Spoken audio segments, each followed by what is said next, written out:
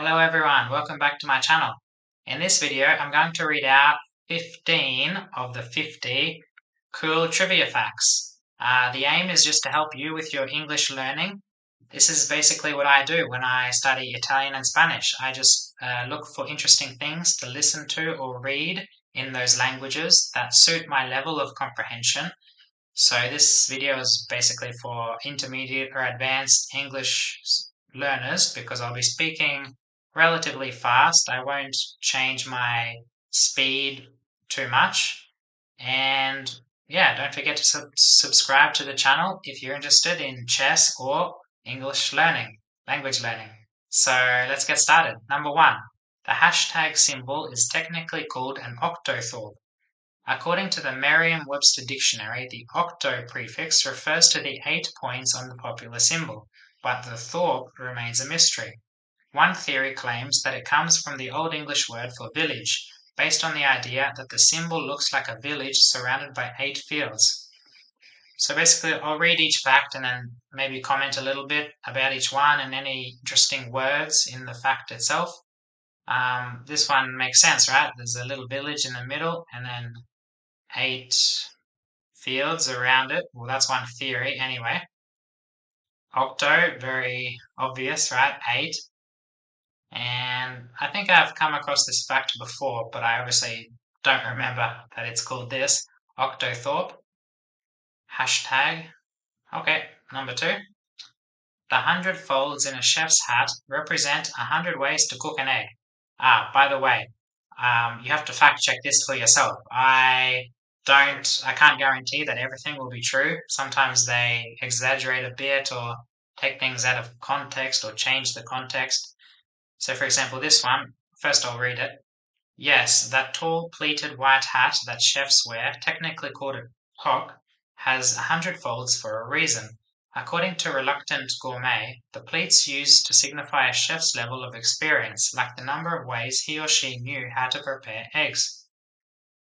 Okay, so first of all, the grammar's a bit strange because here it's in present. That is a fact, right?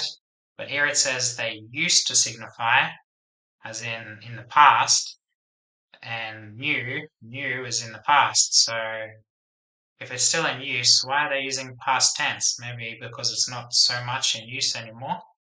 But the other thing that's strange is because here, a pleat is sort of like a fold, I guess, in fabric. But here in the picture, I can see 1, 2, 3, 4, 5, 6, 7, 8, 9, 10, 11, or 12-ish pleats or folds. And that's basically a third or even between a third and a half of the circumference. So it doesn't add up to 100. So either the picture's wrong, the information's wrong, or I don't know what pleat means. That's the other option. It's not just one of those folds. But anyway, that's a random fact. Number 3, the most streamed Spotify single is Harry Styles' Girl Crush. The solo star's Spotify single, I said signal again, single has the most streams at 154 million. Such a win for the One Direction alum. So signal. Signal. Single. That's strange how my brain couldn't say this word, signal. Single. It must be some weird crossed wires in my brain from spending so much time in Spanish that this word to me came out as signal, even when I knew that it was wrong. Signal. Okay, so this is single, not signal. They're spelled very differently. It's strange, but anyway, I'm sure most of you know Harry Styles. Very successful. Alum is like a shortened form of alumnus. If you know Spanish, it's very obvious because in Spanish, alumno is student. So we still use it in English, obviously. But yeah, alum is also common to hear. Number 4, the longest wedding veil was longer than 63 football fields. If you thought Meghan Markle's wedding veil was long, get this. There's a woman in Cyprus who set the Guinness World Record for the longest wedding veil. How long was it, you ask? nearly 23,000 feet, which is the same length as about 63 football fields. Wow, that's pretty long. Way too long. This one also doesn't sound real. I'm sure it probably is, but people are strange. Why would you invest so much time and energy and money in a veil? By the way, I should have mentioned the author, this article called 50 Coolest Random Pieces of Trivia That Will Impress Your Friends by Caroline Pickard and Ya Boffa, updated August 12th, 2021. I'll put the link in the description if I didn't mention that already. Number 5. Some cats are allergic to people. FYI, which is an acronym for your information. For all you people allergic to cats, they might be allergic to you too. It's pretty uncommon. It's pretty uncommon due to the fact that we bathe ourselves more often than other species and don't shed as much hair or dead skin. But yes, it does happen. Okay, pretty obvious, I'd say. Every animal's different under the sun, so some things are allergic to other things. But this second sentence is a bit strange because it's implying, well, it assumes that we understand what it's talking about. So the fact that we bathe ourselves more means we don't shed as much dead skin, and somehow that means that other animals are less likely to be allergic to us. They need to add a bit more information there because there's a bit of we have to make a big jump in our minds to understand that. I'm assuming that's what it means. Number 6, apple pie isn't actually American at all. The next time you call something as American as apple pie, you might want to consider the fact that neither apple pies nor apples originally came from America. Apples are in fact native to Asia, and the first recorded recipe for apple pie was actually written in England. Okay, so this one's very, very funny to me because I don't think I've ever heard the phrase as American as apple pie. Or if I have, it's very far back in my memory, very faint. So to me, it's not a fact because it wasn't true in the first place. I mean, the trivia isn't interesting because the fact that is not really a fact because it's not true that apple pie is from America wasn't true for me anyway. I didn't think that in the first place. So, but it is interesting that apples are in fact native to Asia. Number 7. The unicorn is the national animal of Scotland. Yes, although it's a fabled creature, the national animal of Scotland is actually the mythical unicorn, chosen because of its association with dominance and chivalry, as well as purity and innocence in Celtic mythology. BRB, moving to Scotland real quick. BRB is an acronym for Be Right Back. And I knew this fact before. It's obviously doesn't hold much weight. I mean, any country can choose any animal. They just have a line in the constitution or whatever saying this is our national animal, and what happens next? Nothing. It's just completely arbitrary. Maybe it has some meaning to the country, but I mean, some weight in the culture or traditions of the country, but what does it mean to have a national animal? Nothing. Number 8. The crown jewels contain the 2 biggest cut diamonds on Earth. They both came from the Cullinan diamond, a 3,106 carat gem found in South Africa in 1905. The largest stone, called the Great Star of Africa, is in the sovereign's scepter, while the second largest is mounted in the imperial state crown, pictured. Okay, so I'm assuming it's this one, not the purple one, but this one, which is clear or diamond colored. Scepter is a very uncommon word. I think it's pronounced scepter. Reminds me of Spectre, right? James Bond, but it's obviously not. Scepter, which is one of the weird, I think it's the thing they hold, maybe like a baton type thing or massive walking stick, something like that they wave around for show or walk with. No idea what carat means. I know carat is a measurement of the purity of gems, but I couldn't tell you anything more than that, basically nothing. So 3,000 is just meaningless to most people, right? We can't compare that, or we can't compare it to things because normal jewelry is what, 10 carats? I hear 8, 10, 12 in the ads. Maybe it's just based on how big it is. I don't know. Number 9. The voices of Mickey and Minnie Mouse got married in real life. Wayne Allwine and Russie Taylor were married for 18 years until Allwine's death in 2009. Okay, I think I've come across this before. Not too surprising, I guess. If you work with someone for so long, there's a chance you might marry them. That's why a lot of people get married with people they met in high school or work, because you spend so much time with someone, you get to know them, and one thing leads to another. Number 10.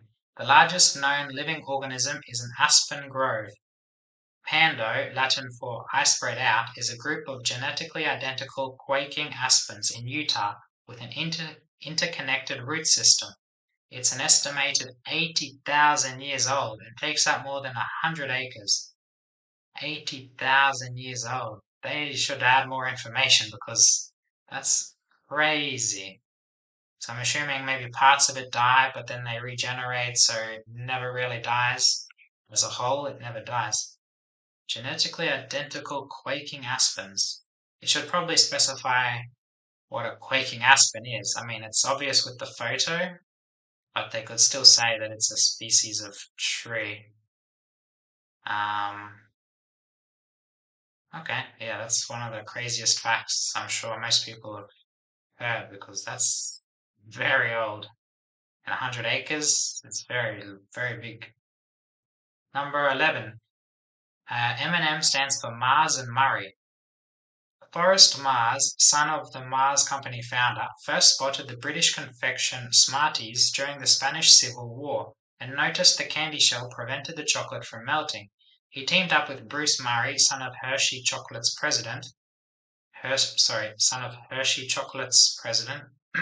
and the company later trademarked the "Melts in your mouth, not in your hand" slogan. So I've never heard that slogan before, so I'm assuming it's been changed.